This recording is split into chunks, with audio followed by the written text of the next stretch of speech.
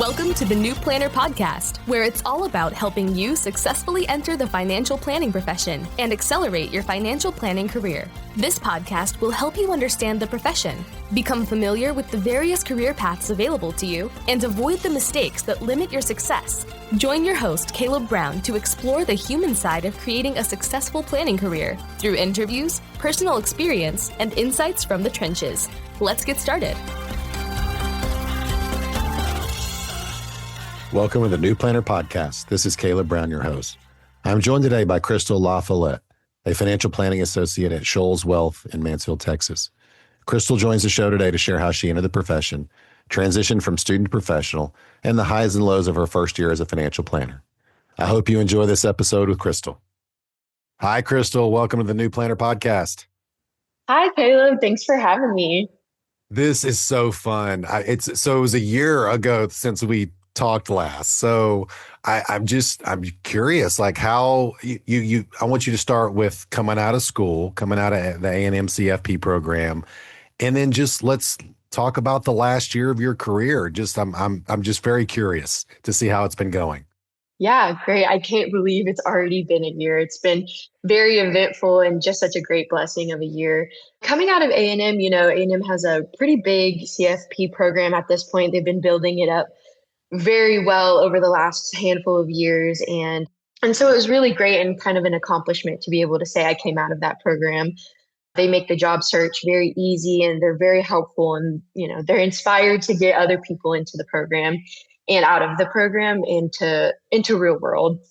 From there, my first year, it couldn't have been any better. I came into a smaller firm, so I've kind of had the opportunity to be very hands-on and, just very present in meetings, a lot of responsibilities that you may or may not see at a bigger firm. It's just different light shed on the whole situation compared to, a different experience that other people might have. But other than that, it's been just super fun, super great, ton of learning going on over here. Is there anything different did you get there and like, yes, this is what I thought it was going to be? Or like, oh my gosh, I have an OMG moment. What have I gotten myself into? This is not the career I thought it was. In a certain way, I would say it was a bit surprising, just from the sense of, I don't necessarily think it wasn't what I was expecting. I think it was more of like a, wow, these people know a lot and I don't know that much that they know. And just kind of that feeling of maybe this isn't like what I thought it was, but it really was just the little bit of nerves that kick in when you're starting a new job, especially when it's a real, out of college, you're graduated, the pressure to feel like you need to know just as much as everyone there, but that's really not the reality. So yeah, it was nervous, but I would say once the nerves calmed down, it was exactly how I imagined it, and I've loved it. Yeah, and everybody it's a little bit of the imposter syndrome. Everybody kind of deals with that, like, man, I got to know this. I got to know a lot. I remember having that in my career. Okay, so maybe just talk, because you mentioned A&M earlier, or what changed in your routine? Now going from student to professional, maybe just talk about that for a little bit. Yeah, I would definitely say it took some adjusting on how I operated. I think at A&M, at least for me, a lot of the classes at the moment when I was taking the financial planning courses were online just because the program was still being built. So I almost had a lot more flexibility with my time, like having an online class, I can work from anywhere. I can kind of do anything as long as I'm getting my work done. There's deadlines, certain things I had to meet. I know exactly what I need to get done and when. Whereas for work, it's more of a little bit more structured. You have the classic 8 to 5, or, you show up and you have your assignments and then you go home. So for a little bit, I would come home and just be drained. I would be so tired. I would be like, wow, I used my brain all day. There wasn't much downtime, I would say, especially when you first start. You're absorbing a lot of new information, a lot of new expectations and operations of how things work. So I would be going to bed at like 8 p.m. and I would be like, wow, this is something I would have never seen from myself. But yeah, it was definitely a change in You made routine. fun of those people, right? When you were probably like, they're going I remember distinctly watching, like, when I was younger, watching TV with my parents at night, and then they'd be like, "Oh, Crystal, it's time to go to bed." It'd be 9 p.m. And I'm like, "What? Are you old? Like, it's 9." And now I'm begging my parents because I ended up moving back in for a little bit, and I begged them. I was like, "Please, can I just go to sleep?" Like, oh no. Well, a lot different. I mean, you're making them. I mean, in tongue in cheek, a lot different than having a, Monday, Wednesday, Friday, 8 to 8:50 or 9 to 9:50 class, and you're done for the day, right? Like you've got a No, full exactly. business day where you have to be available for your clients, but also learning and researching and solving their problems. And it's a lot of responsibility. I mean, it's quite a bit different than being a student. Yeah, 100%. It's a lot of studying, but for different things. It's a lot of learning in Yeah. different ways. And exactly how you said, you have to be not only absorbing information as it comes to you, but also ready to provide information to clients or to your boss who needs, XYZ done by the end of the day. So yeah, it's been very interesting dynamic change, but it's great. Talk about your role, if you would, like where you are now, and then if you started in a different role and kind of how you've progressed. Yeah, so my title is officially financial planning associate.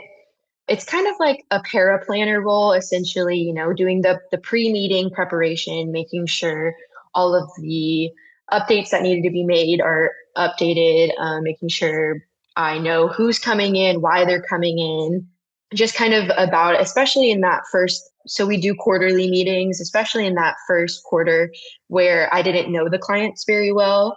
I had to go through old notes and just familiarize myself with who I'm about to see, who I'm about to meet walk in the door, just so that, I might be a total stranger to them, but I'm kind of aware of the situation going on. And so it would start off with just a lot of prep and then a lot of follow up after meetings, making sure tasks were getting done and post meeting summaries are getting sent out, certain things like that. As I've kind of, progressed in the past year in the same role, same title, I have had a lot of opportunities to work on our estate planning, specifically section. So I've gotten a lot of, wills and trusts and power of attorney documents read. Not the most fun documents to read, I must admit. But they all have their interests, and it's very unique opportunity to get to say that. And then also, actually, funny timing in the last couple weeks, I've been diving into a little bit of trading. So my bosses have been working me through that and just allowing me to, they're sitting down and they're saying, well, what would you do? And, they're walking me through that, and a lot of hands-on experience. And I definitely get nervous hitting that submit button, but at the end of the day, it's all something we have to go through.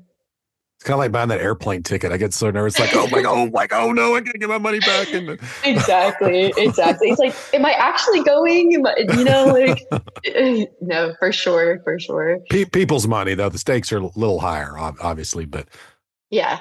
you said your boss's work are kind of just, hey, what would you do here? Kind of quizzing you, kind of role playing. What other sort of training and mentoring have they provided? Yeah, no, my bosses have been outstanding with their training. So, kind of just backpedal a little bit. Originally, in our meetings, how they kind of work is, we walk through, financial updates, cash and that sort of situation. And then a lot of our clients are business owners. So, whereas I don't know, maybe some other firms have the plan pre made, it kind of doesn't necessarily work that way for us, and we'll pop Right Capital up on the screen and I'm actively updating it as they're telling me things. Nice. Yeah. So at first, they kind of had me in the background doing it, and, asking questions in meetings can be difficult. So I would have a hard time speaking up. I'd get nervous, but they kind of just talked to me through that and made me really comfortable with with asking questions, because the clients don't know the questions that I want to ask, so Yeah. any question I'm asking, they're kind of like, oh, yeah, like good question, to everyone else in the room. And so they've really allowed me to dive genuinely hands in, like, hands on experience, just updating that plan actively. And they do a really good job of, if they assign me a task and maybe it's a new task, they're like, hey, if you need help with that, reach out. And just a lot of that type of training, kind of giving it to me. And then if I need assistance, they're always open. And, sometimes like with trading, when it's a little less, a little more risky to just let me do Sure. it, they'll sit next to me at the computer and walk me through the steps and let me make decisions when it's my time. What do you feel like you've struggled with the most over the last year, just in the learning and the training or the transition or anything? Yeah, it would definitely have to be confidence. I Yeah. think, and that's probably a really common sentiment among, new professionals coming in and just having the ability to be present in the meeting, not just someone kind of sitting on the sideline. Your client's like, oh, hi, nice to meet you. And like, you don't want that to be where your voice stops. Like, you want to be able to contribute to the meeting in a meaningful way for the clients to remember you, for you to be helpful to your boss, to every situation. So definitely building up the confidence to say things, even if they're wrong, being corrected or bouncing ideas off of the other people in the room can be a challenge. And that's something I'm still working on. I think that just takes time, especially with being such a young person in the room. I think sometimes you can get a little overlooked, which is, normal. But I think it's just a lot about presenting with confidence and saying things when it's your turn to say things. I mean, remember, at the end of the day, you have a financial planning degree from Texas A&M University, which is amazing. And Yeah, you've got a year of experience. You know way more than most of the clients and the prospects that are coming in. that is true. And that's kind of what my bosses reiterate. They're like, they don't know what you're not supposed to know and what you do know. Like, it's okay. You're probably more educated than they are. Yeah, and I appreciate you sharing that and the transparency. I mean, is there anything that you've been doing? It sounds like you've got some good mentors and they've been kind of helping you build the confidence, but is there anything you've been working on your own to help you get more comfortable and build the confidence? I think something that has really helped me is kind of doing almost like an icebreaker at the beginning of a meeting. If a client comes in, introduce yourself. Hi, my name is so and so. And then maybe once y'all are all settled down, obviously don't jump the gun, but maybe like, so how was y'all's weekend? Kind of get the Mhm. conversation rolling on yourself. That way, it allows you to kind of have a seamless transition and you get a little more comfortable. You talk to them, just as a person about their personal life. And then that way in the meeting, when, a financial question comes up or something financial related, you feel a little bit more comfortable. You've already broken that barrier to say what you want to say. Yeah, just as long as it's not like, how's the weather, right? The weather. I mean, I would usually say that's right. Don't, if it's a sunny day, maybe not. But sometimes it freezes here in Texas, and you do say, so how about this And it's 100 weather? the next day, right? Yeah, exactly. So yeah, just having a personal conversation. I remember one time a long time ago, I was prepping like for a meeting like you, and I noticed and I was brand new and the client had gone on this big Europe trip or something. And I remember I just like, I'm going to ask them about it. And man, they went on for like 45 minutes. It was awesome. And I had them. I mean, they were like, okay, this is the new guy, but he knows us. He's interested in us, even though, he doesn't look very old and he looks like he's right out of school. We're open to listening to him, and just little things like that ended up working out. I mean, so I mean, it sounds like kind of that's what you're doing as well. Exactly. Yep. It's so ideal when, they've just been on vacation or, they had family in Yeah. town. People love to talk about that. So find something that they want to talk about Yeah. and they'll feel more comfortable with you and you'll feel more comfortable with them. Ask about their grandkids or their soccer games or something. I mean, so yeah. Yeah. Exactly. Yeah. Thanks for sharing all this. It's really, really cool. And just hearing sort of how you've developed. How did you even get interested in financial planning? I mean, why didn't you just go do accounting or medicine or law or architecture or something? Yeah, it's kind of a somewhat funny story, I guess. So I came into A&M as a forensic science major and Mm. very different turn there. So I came in as forensic science and, quickly realized that that might be some people's career path, but it wasn't mine. And so I guess I just entered into the general studies program Okay. and was taking, pretty core level classes that most people have to take. I stumbled upon an econ class and I was like, well, I like econ, but maybe Hmm. not enough for that to be my job. And so then I actually came across a money in foundations class or foundations of Okay. money. And I really enjoyed that class. And we would talk about things that are so common, buying a car, how to pay taxes, very simple things that everyone has to do. And I just remember sitting there being like, why is this not a required course? Yeah. And Good question. yeah, and so I just kind of felt like, really, really enjoyed going to that class. And then one day my professor had a couple guest speakers in that were financial planners here in the DFW area. And they kind of spoke on, what they do for clients and, things of that they had to do and just what it kind of meant to be a financial planner. And I was like, you know what? That sounds really cool because I like numbers, I like math, I'm good with money, but Hmm. I also like to talk to people and be Yeah. helpful in that way. Let me look into this. So I ended up just talking around, talked to my professor, went to the financial planning career fair, just kind of dove headfirst into financial planning, went to the my advisor and got financial planning added right on. And that was the best. It was within 2 weeks of having those guest speakers and that I made that decision. And it was the best decision I've ever made.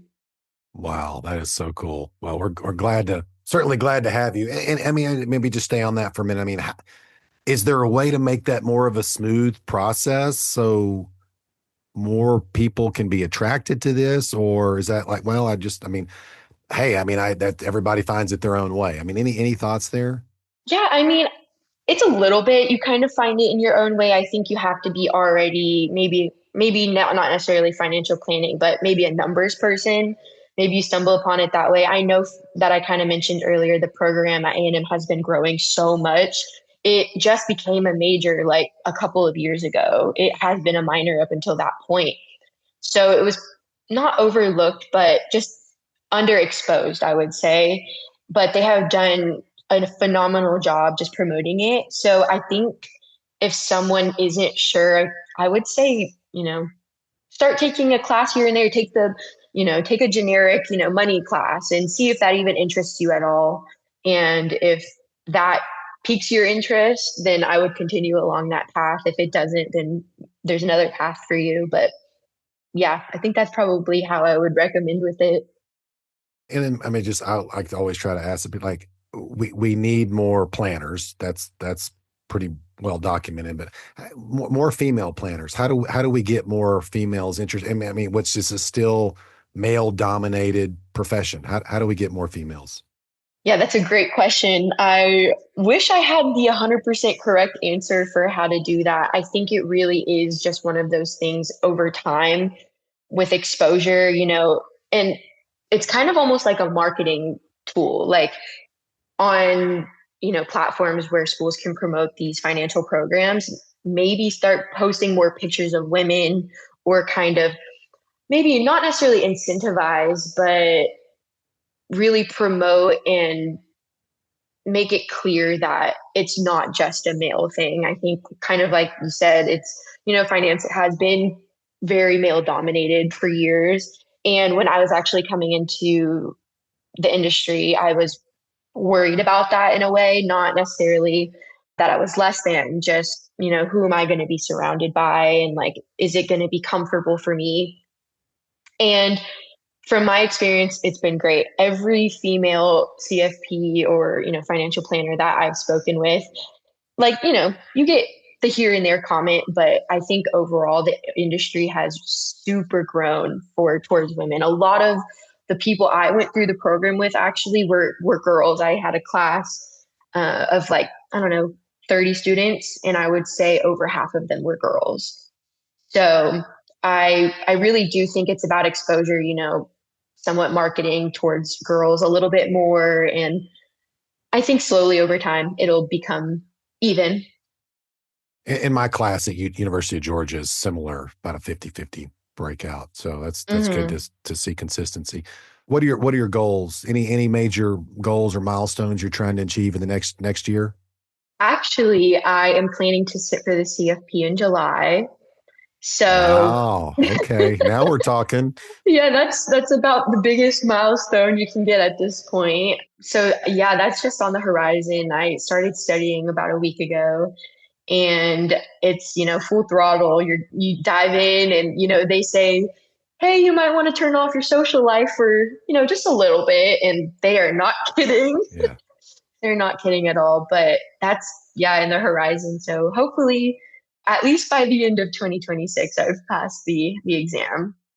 That's a great goal. You were joking earlier about going to bed at 8 o'clock. Now it's like you get off work at 5 and then you get to go study for 3 hours. Then you can go to bed at 8 o'clock. Like, sounds real Exactly. fun, doesn't it? Yep. Would it ask for anything different? Well, Krystal, this is so much fun. I'm glad you're doing well. Is there anything you'd like to tell people that are a year behind you that are starting their career right now? Yeah, I would definitely like to say something that I wish I would have maybe heard coming in. Don't discredit or disqualify yourself, because I felt like someone, I had changed my education path so late in my school year. I was a junior by the time I found financial planning. I didn't necessarily have the paper resume that showed like, hey, I've interned here, I've worked here. I didn't necessarily have that. So all I had was who I was and my passion. And I think that's something that people need to hear is don't discredit yourself. If you see a job application, you apply for it. Don't be the one to tell yourself no, let them tell you no. Because at the end of the day, they're going to hire someone that is a person, not a resume. So you need to be able to talk with people, and you still need the education, of course, but there is a level of personal and personality that you're going to have to be in this job successfully. Love it. Yeah. Last question. Funnest part of the career and the job so far? Funnest part, getting to interact with clients in like a maybe not so serious way. Each year at my company, we host a charity golf tournament.